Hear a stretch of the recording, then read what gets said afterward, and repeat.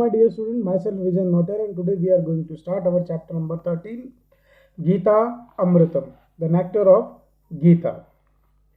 Let me introduce you about this chapter. Srimad Bhagavad Gita is a part of Mahabharata's Bhishma Parva. It has 18 chapters and 700 shlokas. ये जो गीता है ये महाभारत के भीष्म पर्व में से ली गई है. इसमें 18 चैप्टर हैं और 700 श्लोक्स हैं. A fierce battle took place between the Pandavas and the Kauravas in the battlefield of Kurukshetra. Arjun becomes unhappy to see his family members, friends, and other known people who are his opponents. The thought of fighting them brings him pain and he thinks of not doing a war. In this chapter, 7 slokas from chapter 2, 4, 7, 12 and 18 are selected and presented from Bhagavad Gita. They teaches us about eternity of soul, life cycle of birth and death, importance of knowledge, performance of an accurate task, different type of followers and about virtuous intelligence. So, let's start with slok number 1. न जायते म्रियते वा कदाचित् न अयं भूत्वा भविता न भूयः अजो नित्यं शाश्वतं पुराणो न हन्ये हन्यमाने शरीरे. न जायते म्रियते वा कदाचित्, ना तो ये कभी जन्म लेता है, it does not take birth, ना ये कभी मरता है, इट डज नॉट डाई. म्रियते वा कदाचित्. न अयं भूत्वा भविता न भूयः, ये अगेन यहाँ पर होने नहीं वाला, ठीक है, it will not take place. अजो नित्यम शाश्वतो पुराणम, ये जो आत्मा है ये नित्यम है, ऑलवेज है, शाश्वत है, इटर्नल है. देन पुराणो, एशियंट है. न हन्यते, इसको डिस्ट्रॉय नहीं किया जा सकता, ये कभी डिस्ट्रॉय नहीं होती है. It does not die. हन्य माने शरीर, अगर कुछ डिस्ट्रॉय हो सकता है तो वो है केवल शरीर. जातस्य हि ध्रुवो मृत्यु ध्रुवम जन्मा मृतस्य च तस्मात् परिहारार्थे न तम सोचितुम अर्हसि. जातस्य हि ध्रुवो मृत्यु, जात मतलब हु हैज टेकन बर्थ, ध्रुव मतलब होता है डेफिनेटली, मृत्यु मतलब डेथ. जिसने जन्म लिया है उसका डेथ होना कंपलसरी है. ध्रुवम जन्मा मृतस्य च, और जो मृत हो चुका है वो वापस जन्म लेगा, रिबॉर्न होता है. तस्माद परिहारार्थे, टू स्टॉप इट, यानी इस प्रक्रिया को रोकना. न तुम सोचितुम अर्हसि, ये आपके वश में नहीं है, तो इसके बारे में आपको सोचने की जरूरत नहीं है. तो कृष्ण अर्जुन को समझाते हुए यही कह रहे हैं कि ये प्रक्रिया को, इस लाइफ सर्कल को आप नहीं रोक सकते, इसलिए आपको इसके बारे में सोचना नहीं चाहिए. The one who is born is surely going to die. The one who dies is definitely going to be reborn. Therefore, the thing which cannot be controlled by us should not become a matter of pain for us. We should not feel sad for it. Slok number 3. कर्मण्येवाधिकारस्ते मा फलेषु कदाचन मा कर्मफल हेतुः माते संगो असत्य कर्मणि. कर्मणि एव अधिकारः, मतलब कर्म करना ही तुम्हारा अधिकार है. It is your definite duty to do कर्म.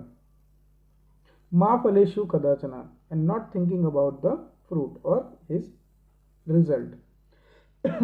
मा कर्मफल हेतुः माते संगो असत्य कर्मणि.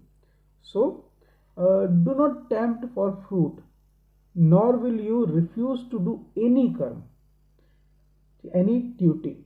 माते संगो सत्कर्म, यानी कि तुम्हारा इच्छा जो है ना वो कर्म करने पर होनी चाहिए, और कर्म ना करने की इच्छा भी आपकी नहीं होनी चाहिए. तो do not make companionship for not performing कर्म. सिर्फ कर्म के बारे में सोचिए, कर्म करिए, फल की इच्छा मत रखिए, ठीक है. और कर्म नहीं करना है मुझे, ऐसी भी इच्छा आपकी नहीं होनी चाहिए. श्लोक नंबर 4. श्रद्धावान लभते ज्ञानम तत्परः संयतेन्द्रिय ज्ञानम लब्ध्वा पराम शांति अचिरेणादि गच्छति. श्रद्धावान लभते, श्रद्धावान मतलब होता है फेथफुल, लभते मीन्स अचीव, ज्ञानम मीन्स नॉलेज. तत्परः संयतेन्द्रिय, one who has control on his senses, इसके अपने सेंसेस पे कंट्रोल होता है, फेथफुल होता है, वो नॉलेज को अचीव करता है. ज्ञानम लब्ध्वा पराम शांति, नॉलेज अचीव करने के बाद अचिरेणा गति से यानी क्विकली उसको इटर्नल पीस मिलता है। जो फेथफुल होता है, जिसके सेंसेस पे कंट्रोल होता है, उसको नॉलेज मिलता है, और जिसे नॉलेज मिल जाता है क्विकली उसे पराम शांति यानी कि इटर्नल पीस मिलता है। चतुर्विधा भजन्ते माम जनः सुकृतनो अर्जुन, आर्तो जिज्ञासुर अर्थी ज्ञानी च भरतर्षभ। वो सुकृतनो Arjun means O lucky Arjun, हे भाग्यशाली अर्जुन। चतुर्विधा भजन्ते माम जनः, 4 प्रकार से लोग मुझे भजते हैं, 4 टाइप से। भजन्ते मतलब प्रेस करना, जनः मीन्स पीपल, तो 4 प्रकार के लोग मुझे हमेशा प्रेस करते हैं। आर्तो, जो दुखी हैं, दोज हु आर अनहैप्पी। जिज्ञासु, दोज हु आर क्यूरियस, जो मुझे जानना चाहते हैं। अर्थी, those who are desire for material wealth. And ज्ञानी, जो सन्यासी हैं। ऐसे 4 प्रकार के लोग मुझे भजते हैं, मुझे प्रेस करते हैं। श्लोक नंबर 6।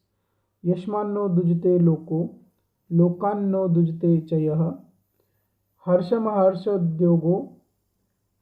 इस तरह इसकी संधि इस तरह से होगी, हर्ष, अमर्ष, भयम और उद्वेग।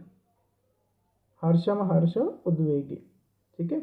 मुक्तो सच में प्रिय, मुक्त मतलब फ्री, सच में प्रिय यानी श्री कृष्ण यहाँ पर अर्जुन को कह रहे हैं कि मुझे कौन सबसे ज़्यादा प्रिय है। भगवान से कृष्ण किसको सबसे ज़्यादा प्रिय मानते हैं वो इस श्लोक में है। तो यस्मान्नो दुजते लोको, लोको मतलब होता है ये संसार, दिस वर्ल्ड। उद्विजते मतलब एंजाइटी होना, the one who does not excite और bring anxiety to the others, यानी इस जगत में जो दूसरों को दुख ही नहीं करता है, बराबर। The one who does not become excited to see the world as well as those who are free from happiness,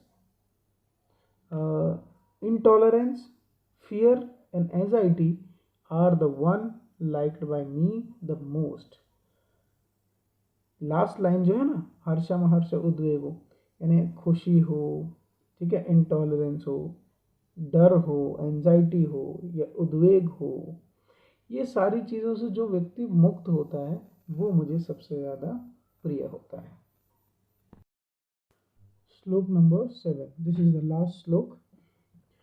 प्रवृत्तिम च निवृत्तिम च कार्याकार्ये भयाभये बंधम मोक्षम चयो वेति बुद्धि सा पार्थ सात्विक। पार्थ मतलब अर्जुन के लिए यूज किया गया है। सात्विकी बुद्धि मतलब होता है वर्चुअस इंटेलिजेंसी, यानी कि प्योर इंटेलिजेंसी भी बोल सकते हैं आप, गुड इंटेलिजेंसी। तो प्रवृत्ति और निवृत्ति, प्रवृत्ति मतलब एक्टिविटी, निवृत्ति मतलब रिटायरमेंट, कार्य अकार्य ड्यूटी नॉन ड्यूटी, भय अभय फियर फियरलेसनेस, बंधम बॉन्डेज, मोक्षम मतलब फ्रीडम, च यो वेति हु नोज दिस, जो इस चीज़ों को जानता है कि ये चीज़ क्या है अलग अलग। सा बुद्धि सात्विकी, वो जो बुद्धि है वो सात्विक बुद्धि है, वो गुड इंटेलिजेंसी, वो वर्चुअस है। तो लास्ट श्लोक में बस इतना कहा गया कि सात्विकी बुद्धि किसे कहते हैं। तो जो कार्य करने लायक है उसे कीजिए, जो नहीं करने लायक है उसके मत कीजिए, ये फर्क जो करना जानता है, जो भय और अभय इनके बीच फर्क करना जानता है, जिसे पता है मोक्ष क्या है और बंधन क्या है, इनके बीच जो बुद्धि फर्क करती है ना, जिसे इस चीज़ का फर्क पता रहता है सही क्या है और गलत क्या है, ऐसी बुद्धि को मैं सात्विक मानता हूँ। हे अर्जुन, श्री कृष्ण भगवान इस तरह से उन्हें समझाते हुए कह रहे हैं। तो चलिए, होप आप लोग को ये सब समझ में आ गया होगा। ओके देन, गुड बाय, घर पे रहिए और सुरक्षित रहिए।